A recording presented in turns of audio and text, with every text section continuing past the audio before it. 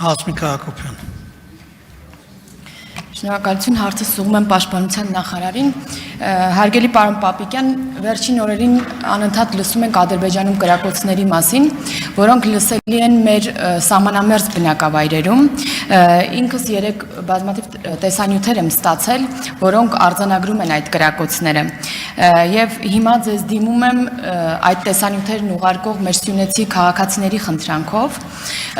ակնկալելով սահմանային իրավիճակի մասին հնարավոր տեղեկատվության փոխանցում ձեզնից։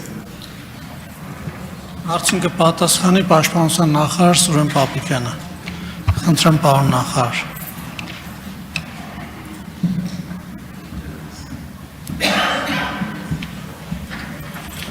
Շնորհակալ եմ Տիկին Հակոբյան հարցի համար։ Ես երեք հետևել եմ դրա հոսին, տեղյակ եմ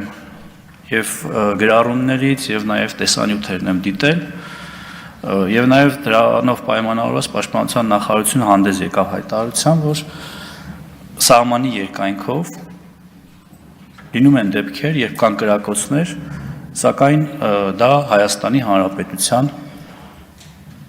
ուղղությամբ չէ։ Եվ բնականաբար դրանք այն դեպքերն են, որոնք վտանգ չպարունակելով մեր կողմից հայտարարության չեն արժանանում։ Իհարկե, Պաշտպանության նախարարությունը ուշով հետևում է ամենին, եւ դրա լուծման ճանապարհը մենք կարծում ենք, որ դիվանագիտական ճանապարհն է, եւ մենք հարցի կարգավորումը հենց այդ կերպ ենք պատկերացնում եւ իրականացնում։ Արձագանք։ Շնորհակալ եմ։ Շնորհակալություն։